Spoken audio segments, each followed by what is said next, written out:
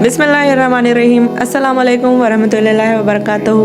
नाज़रीन करीम, आज के इस वीडियो में सुनेंगे डॉक्टर इसरार अहमद जी की ज़ुबानी, जो कि बिजनेस एथिक के बारे में बताएंगे, यानी इस्लाम में इस चीज़ का क्या रोल है, और मेक श्योर आपको इन बातों का जरूर पता होना चाहिए। तो चलिए वीडियो को सुनते हैं। यहाँ पे या अय्युहल्लज़ीना आमनू इज़ा तदायनतुम बिदैनिन इला अजलिन मुसम्मा फक्तबूह। अहले ईमान, जब तुम कोई मामला बै और शरा का कर्ज की बुनियाद पर करो, एक अजल मुअय्यन, एक वक्त मुअय्यन तक के लिए, तो उसको लिख लिया करो। पहली बात तो ज़हन में ये रखिए कि तदायनतुम के अंदर भी दैन तो मौजूद है, बाब तफाउल है दैन से तदायुन, बाहम दैन का मामला करना।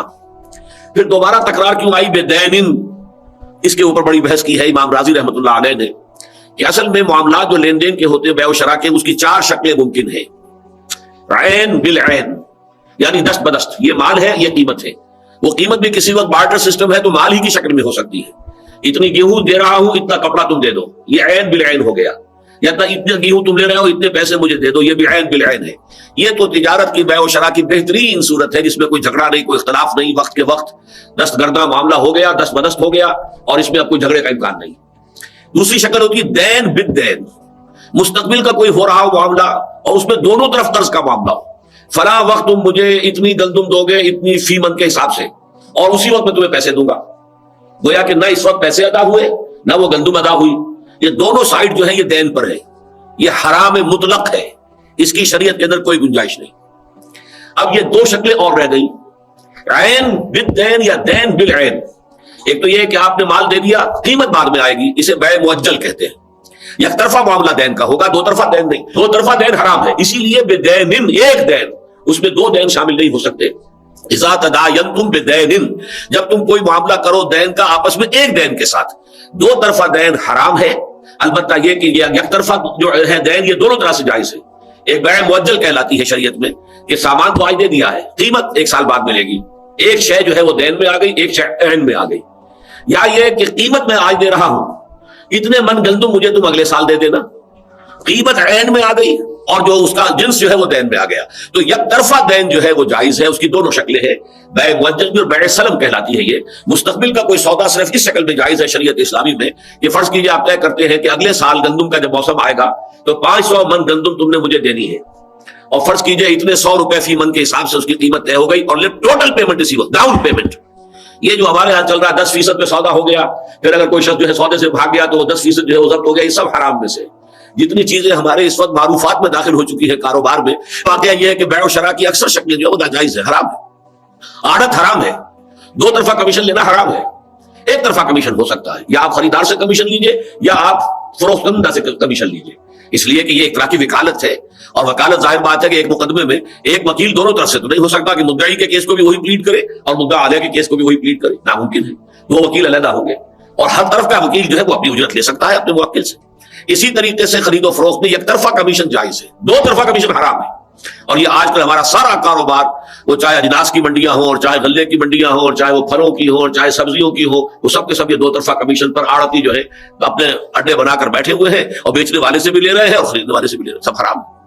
इसका तो एक अहम वाक़या मेरी जिंदगी का, मैं गया हुआ था जामे मदनिया में, और मौलाना सैयद हामिद मियां रहमतुल्लाह अलैह वो दर्स दे रहे थे, और हदीस का दर्स हो रहा था, ला यबीउल हादिरु लिल बादी, कोई शख्स जो शहर के अंदर का रहने वाला है वो बाहर से आने वाले के सामान को फरोख्त न करे।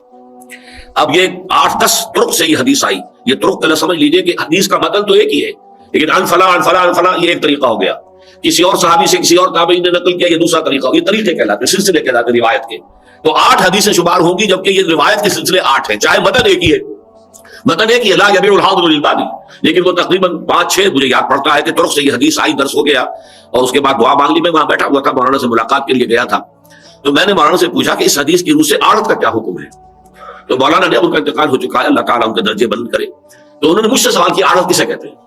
मैंने कहा जनाब आड़त इसको कहते हैं कि शहरों के अंदर मंडियां होती है, गल्ले की मंडी है, कोई सब्जी की है, कोई फलों की है, वहां आड़ती उनके अड्डे होते हैं, बाहर से लोग सामान लेकर आते हैं, वो बेचते हैं, शहर के लोग खरीदते हैं, और ये आड़ती दो तरफा कमीशन लेते हैं। फरमाया हराम मुतलक है, सिर्फ एक तरफ का जो है मामला जायज है, वो वकालत के तरीके पर जायज है। तो इसी तरीके से मैं आप सर्च कर रहा हूं कि अक्सर लेन देन 10%, 20% दे दिया और सौदा हो गया, ये हराम है।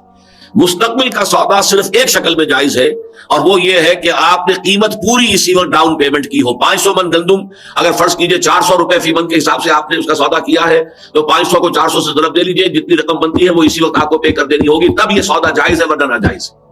ये है बै सलम। सलम कहते हैं इसको, तस्लीम, हवाले कर देना, यानी कीमत पूरी की पूरी जो सरेंडर कर दी जाए, हवाले कर दी जाए, बै सलम कहलाती है। बै मुअज्जल ये है कि आपने सौदा तो अब दे दिया, कीमत 1 साल के बाद आ गई, तो बै मुअज्जल में जायज है। असल में जिस बात पे मैंने इससे पहले तस्करा किया बै मुअज्जल को मैं नाजायज समझता हूं, वो असल में उन चीजों का है कि जो नकद भी मिल रही है और बै मुअज्जल पर भी मिल रही है। नकद में तो ये गिलास 10 रुपए का है, 1 महीने के बाद पैसे दोगे तो 11 रुपए का, ये शक्ल जो है हराम है, इसलिए कि इसमें 1 रुपए का जो इजाफा हुआ 1 महीने के एवज, दर हकीकत ये सूद है। अगरचे हमारी फिक़ा में जायज है, लेकिन मैं इसे सूद ही समझता हूं, हराम समझता हूं। अलबत्ता यह कि कोई शय ऐसी है कि जो मार्केट में आम बिकती नहीं है, मकान का मामला है, मकान तय हुआ है, सौदा तय करना है आपने 10 लाख तय कर दिया, लेकिन 10 लाख आपने 1 साल के बाद देना है, बस ठीक है, कोई हर्ज नहीं, ये बै मुअज्जल कहलाएगा। मकान का कब्जा आज दे दीजिए, लेकिन ये कि कीमत जो है वो 1 साल के बाद आपको मिल जाएगी, ये आपका वाहदा होगा, इसको लिख लीजिए।